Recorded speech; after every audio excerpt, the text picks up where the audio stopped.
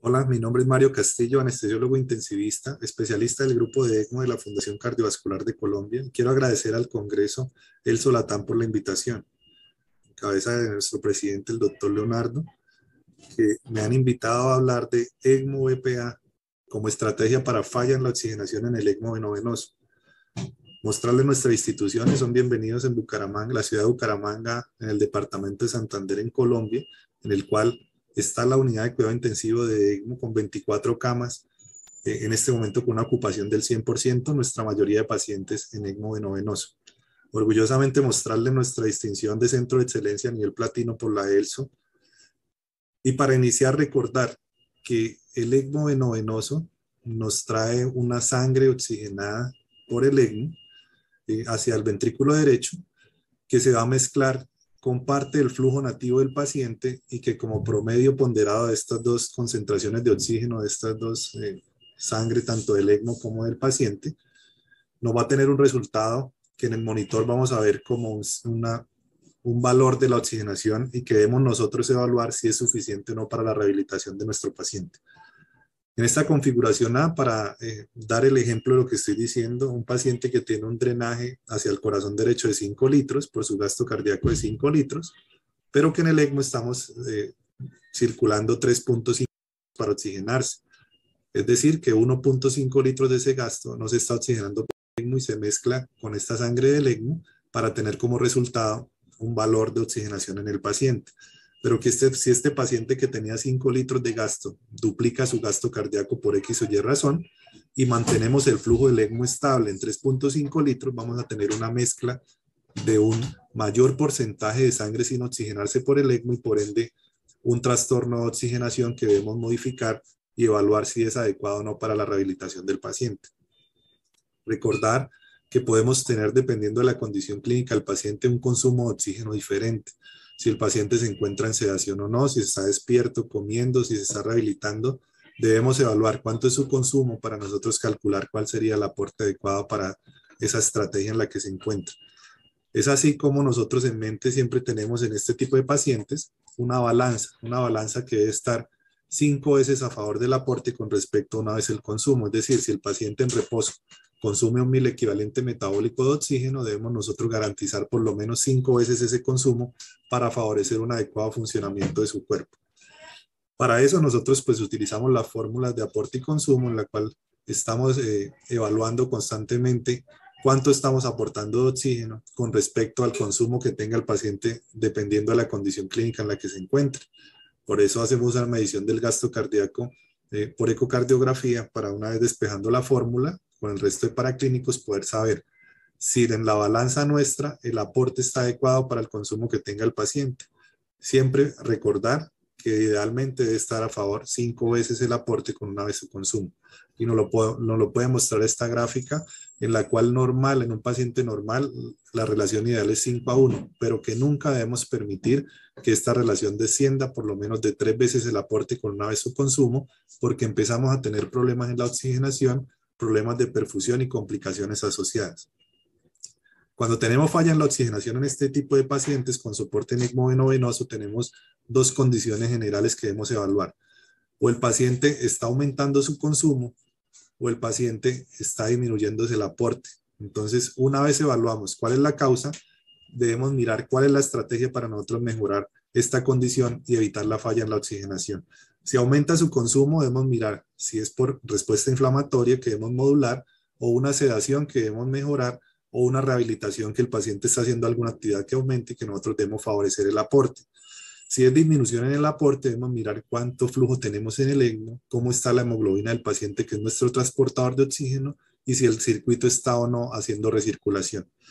Como ejemplo, si el paciente está con una baja concentración de hemoglobina, sabemos que debemos utilizar más flujo por el ECMO, más revoluciones para poder transportar más oxígeno.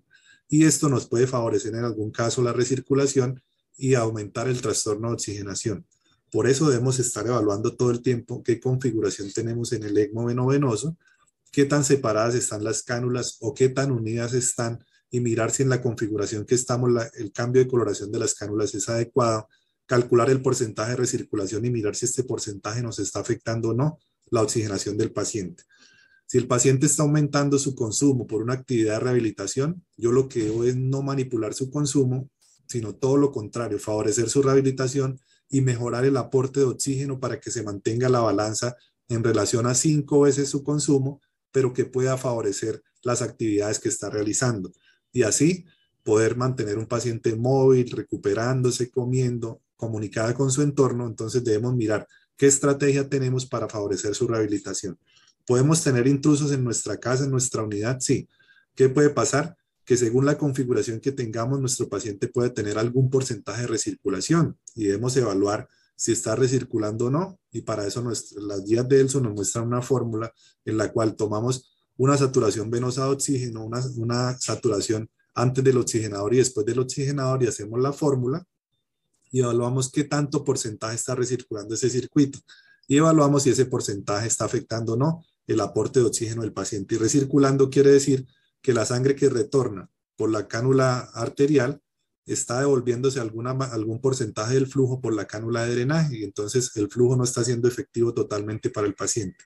Yo debo garantizar que la sangre que venga antes de la membrana sea suficientemente oscura, es decir, baja concentración de oxígeno para que la membrana pueda transferir adecuadamente, que traiga los puestos de la hemoglobina vacíos para que la membrana los llene con oxígeno y podamos transferir más.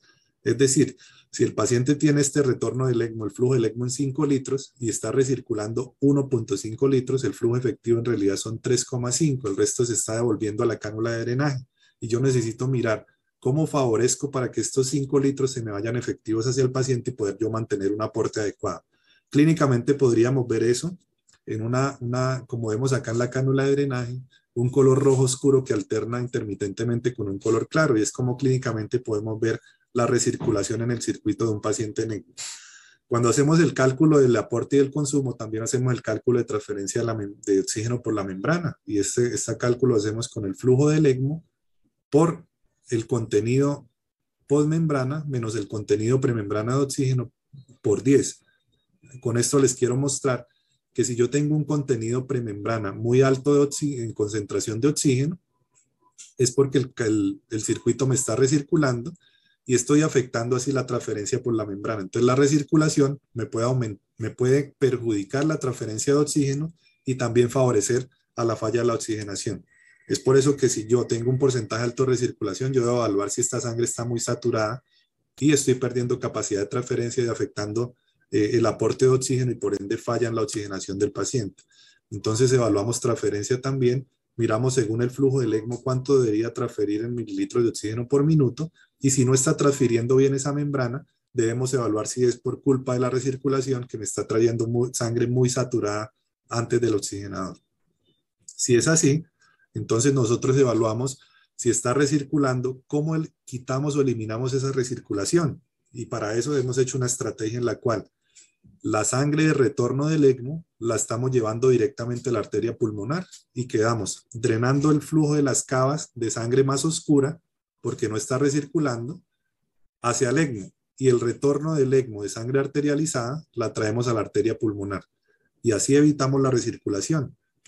¿De qué manera? De que ya las dos cánulas no se están enfrentando y los 5 litros que está pasando el ECMO son efectivos hacia el paciente y me está recirculando 0. Y una vez me recircule 0, ¿qué estoy favoreciendo con esta canulación? Que la sangre que estoy drenando de las cavas está más oscura porque ya no llega sangre arterializada que la contamine, entonces tengo menos concentración de oxígeno y mayor capacidad de transferencia por la membrana.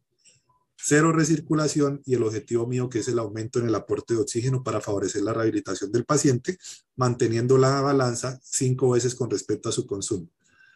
A la actualidad, en nuestro grupo, 55 pacientes en ECMO BPA, 67.2% de sobrevida al egreso hospitalario, pendiente de salir las publicaciones de nuestro equipo con respecto a estos pacientes. Recordar que los pacientes inmóviles son multiinvadidos, sedados, en ventilación mecánica, terapia renal en muchas ocasiones, y que no favorece su rehabilitación y el objetivo nuestro es despertarlos y dar el aporte adecuado para su rehabilitación.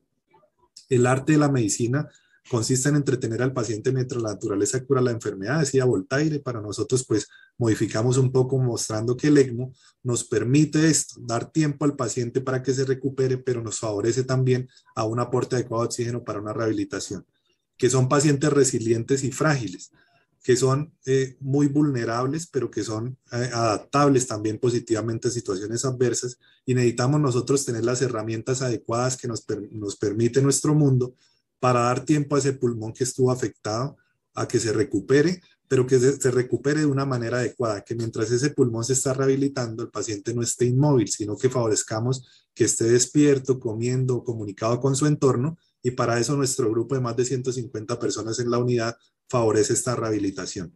Humanizamos los cuidados intensivos en compañía de sus familiares, que el paciente esté conectado.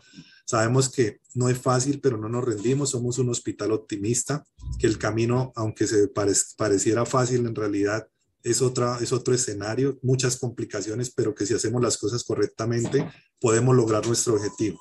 Acompañar a nuestros pacientes, darles ánimo todo el tiempo, sonreír con ellos, darles motivación para que salgan adelante, que si ellos quieren bailar, jugar, aumentar su consumo de oxígeno por una rehabilitación adecuada, nosotros podamos favorecer el aporte para que ellos puedan hacer estas actividades y tener una salida satisfactoria, como lo vemos acá.